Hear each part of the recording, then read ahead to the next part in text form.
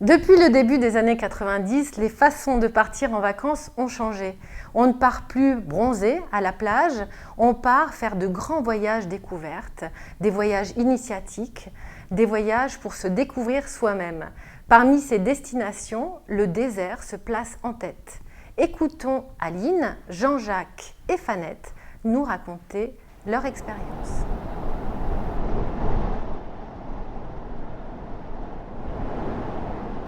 J'ai eu l'occasion d'aller dans le désert il n'y a pas si longtemps, dans le sud, au sud du Caire en fait, en Égypte, vers le sud-ouest, dans ce qu'on appelle le désert blanc. C'était une expérience intéressante dans la mesure où on est parti, on était 8 avec 2 dromadaires et il s'agissait de parcourir 120 km à pied, évidemment sur un temps assez long, 6 jours, ce qui fait qu'on avait des étapes de 10 km le matin, 10 km l'après-midi, voilà, 20 km par jour pendant 6 jours. C'était très intéressant parce que, hormis les 2 dromadaires qui nous accompagnaient en cas de problème, si quelqu'un s'était foulé la cheville, on voyageait extrêmement léger, on avait 2 guides, et on voyageait extrêmement léger avec un petit sac à dos dans lequel on mettait la ration d'eau pour la journée, avec des barres de céréales pour tenir le coup. Donc pas de voiture, pas d'autre moyen que la marche, toujours la marche. Des rencontres extraordinaires évidemment, en particulier la rencontre 2 soirs de suite avec un renard du désert qu'on appelle un fennec. Alors est-ce que c'était le même? J'en sais rien. En tout cas, on avait l'impression qu'il nous suivait.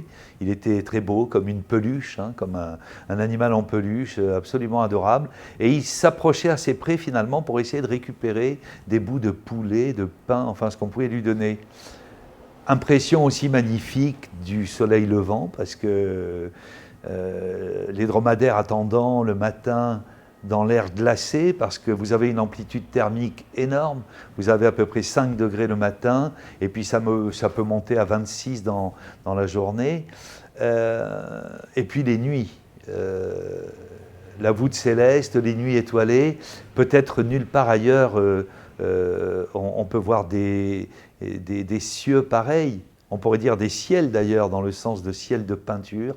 Et c'est extraordinaire parce qu'il y a un silence absolu. Il n'y a pas de sources lumineuses qui viennent perturber l'environnement. Tout est éteint, pas de lampe électrique. Et vous êtes pris dans la voûte, sous les étoiles.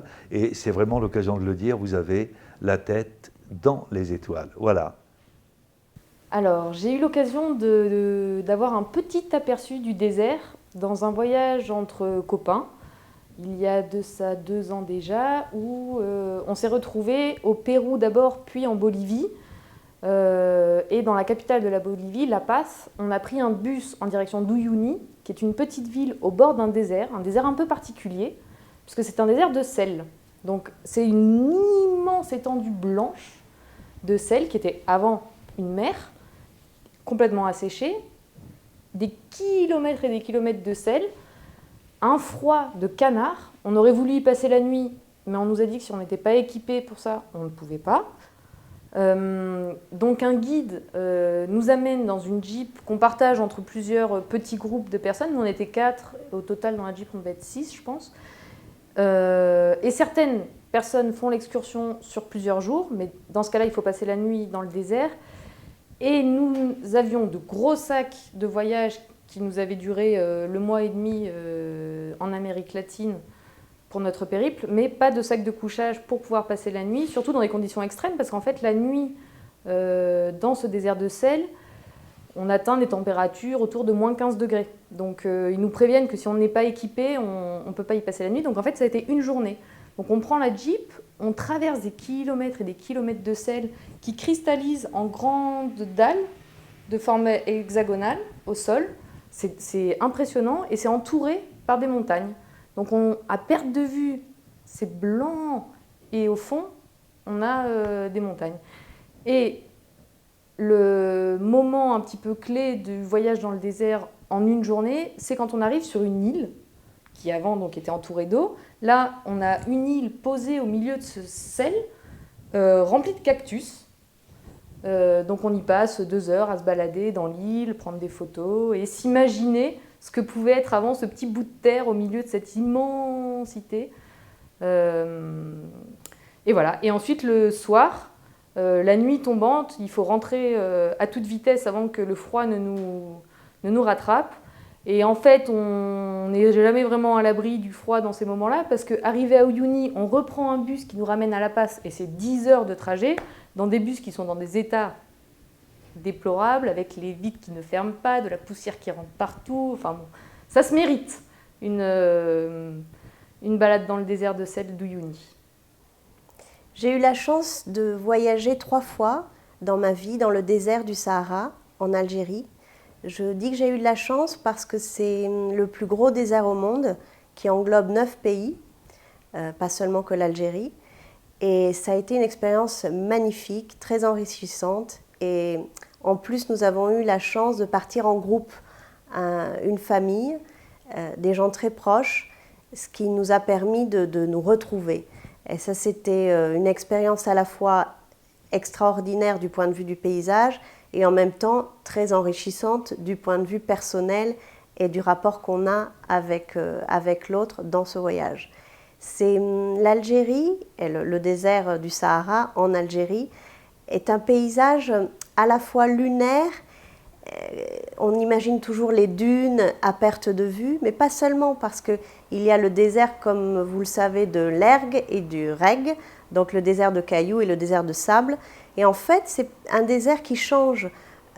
Disons qu'il y a des massifs montagneux rocheux d'un côté et de l'autre côté, les dunes à perte de vue. Donc c'est un paysage qui est changeant. Voilà. On a toujours dans notre imaginaire et dans notre esprit un paysage qui est toujours le même. Et finalement, selon où on porte son regard, on voit des choses complètement différentes. Et aussi les dunes qui se déplacent par le vent, les animaux. Et c'est ça la magie du désert, c'est prendre le temps de s'asseoir, d'observer. Et on se rend compte que même lorsqu'on observe le désert, les dunes qui nous paraissent immobiles, dans ce silence presque planétaire, enfin, dans ce silence presque, on se croirait dans l'espace en fait. Et c'est ça qui fait que finalement on se ressource, voilà, face à ce paysage. Et nous sommes partis donc en groupe, en famille, et nous dormions à la Belle Étoile. Et ça, c'est des moments extraordinaires et magiques parce qu'on se retrouve la nuit, seul, sans bruit, avec que les étoiles autour de nous. Et le lendemain matin, quand on se réveillait, on avait des petites traces autour de notre sac de couchage. C'était les petits seaux des gerboises qui nous avaient visités la nuit. Voilà, ce sont des grands moments d'émotion à partager en famille, c'est peut-être aussi fort, et puis aussi pour soi. Ce sont les 2 choses, je pense, qui moi, m'ont séduite.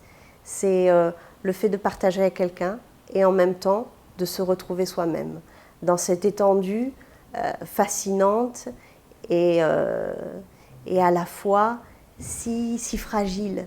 Parce qu'un grain de sable, c'est aussi un élément qui compose le désert. Et c'est ça qui m'a marquée et profondément séduite. Donc en fait, je le recommande à tout le monde. Aller dans le désert pour se retrouver et pour partager une émotion avec les autres.